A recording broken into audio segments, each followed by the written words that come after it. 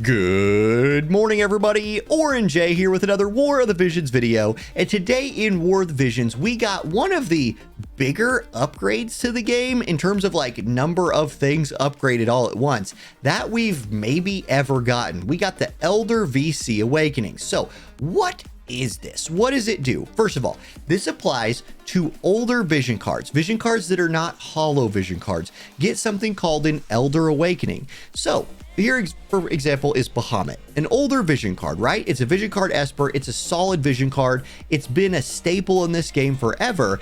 And you have this button now, the Elder Awakening button. If you click this button, you will spend some of this Rainbow Writs, and I'll show you where to get more of these here in a minute, to upgrade the card.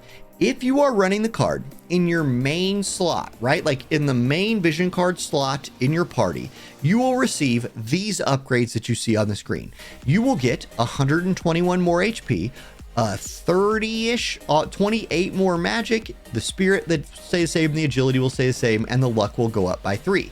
Essentially, the stat lines on your vision cards will get increased if you're wearing it in the main slot. Now, you get more of an enhancement, you get more of a buff if you're wearing the card in the sub slot, and you can click this sub slot effects button right here to see what those effects are. So if you were to put Bahamut in a sub slot, if you're running it in a mono light group and it was your, in sub slot on your Macherie or something, you would receive these buffs. The stat line still increases. You can see the HP goes from 211 to 324, the magic goes from 50 to 78, solid. That's a lot more stats, right? The spirit in this case, which didn't go up. If you look at the main slot, spirit stayed 5 and agility stayed 4. In the sub slot here, spirit goes from 2 to 3, agility goes from 1 to 2. That doesn't always happen. You have to look at card by card if the like agility in the stats goes up in the sub slot. Sometimes it doesn't. Here it does. So this is a really good example. You also get 4 more luck. Crucially, in the sub slot, your limited party abilities, your bestowed effects also get upgraded. So previously, or right now, if you did not have Elder Awakening Bahamut and it was in a sub slot, you would get 25 magic, 4% agility, and then the limited bestowed effect for light units, you would get 8 magic attack and 12 HP.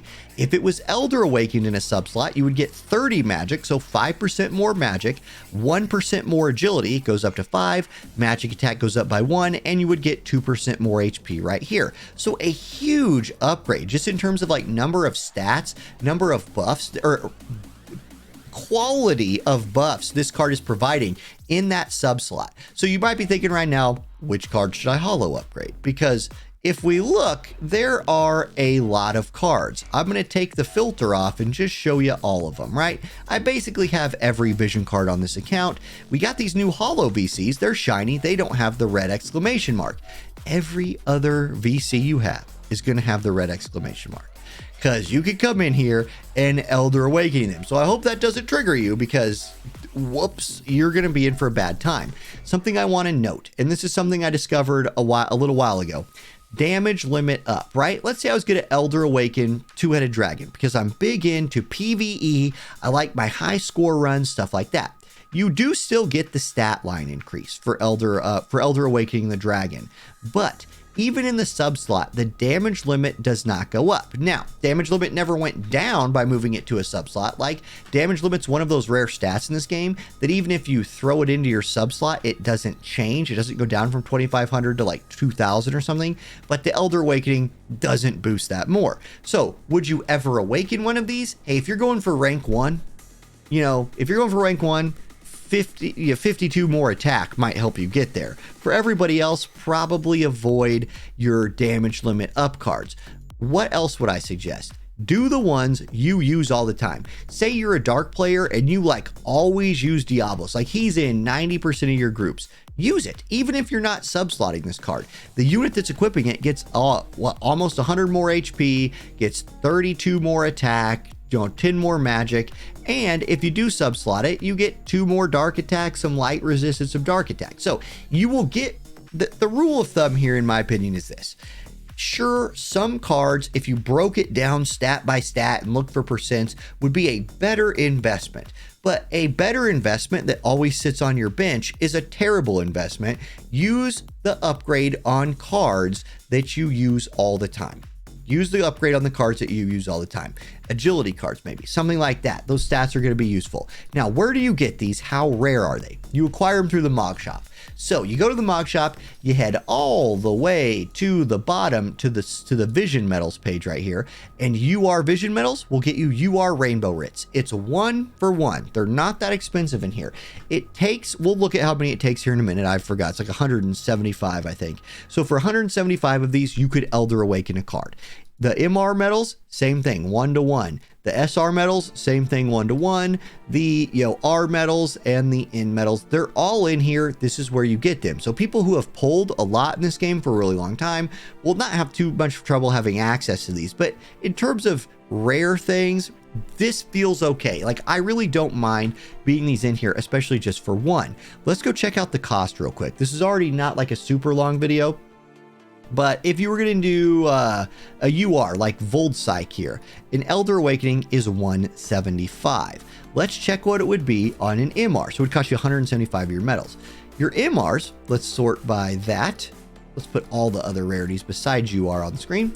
An MR, Elder Awakening, is going to run you 140. So it's a little bit cheaper, and it's actually a whole lot cheaper because it's using MR medals instead of UR medals. And for most people, what else are you using those on anyway, especially if you've been playing for a while? And I think that sort of logic could continue to apply as you go down the rarity tree, right? Like, I bet you there's players out there that a lot of these cards I've never even leveled. You can tell which ones I use and don't use. But let's go to these SR cards, or an R card, right? Like Leonis Castle, this is a card that a lot of people use for this defense and spirit, especially as a new player in this game. You Elder Awaken this thing, you just catch some more stats, 100 more HP, it's 70 of these. What else are you using those for? And then if you sub-slot it, you do get a little bit. I don't know. It's not a huge impact, but most people aren't playing those cards anyway. My point is, that's where you get the medals, and I think it's a decent investment of your Mog medals if you are Elder Awakening cards that you use all the time. That's what I would focus on, and those are sort of the anomalies that I've noticed, the things I mentioned there. I'm sure there's some more subtle things that me, after school for an hour, haven't noticed yet. I should just turn the filter off at that point. But that's what I've seen. I'm going to personally be using this on like cards like this one that I use all the time. I'm a big lightning player. First thing I do, lightning, earth. I'm going to kind of go through those cards. This is a perfect example. I use this card constantly. Blood-Soaked Road is a card I work in to so many of my teams. It's got my favorite job type on there. It's got unit attack, resistant, agility on it. Those in the main slot won't get upgraded, but I'll take 114 more HP, 30 more attack on my unit wearing this. Yes, I will take that. And then if I ever do relegate this to a sub slot, fat chance, it will still give me some more action right there. So I do, this is a card I'll be awakening just for those stats, right? If you're going top in PvP, those stats could make a difference. So I will get a ton of value out of that, and I'll be just a good example of what I'll be doing. All right, that's it for this video, guys. Thank you for watching. Have a great day, and I'll catch you next time. Peace.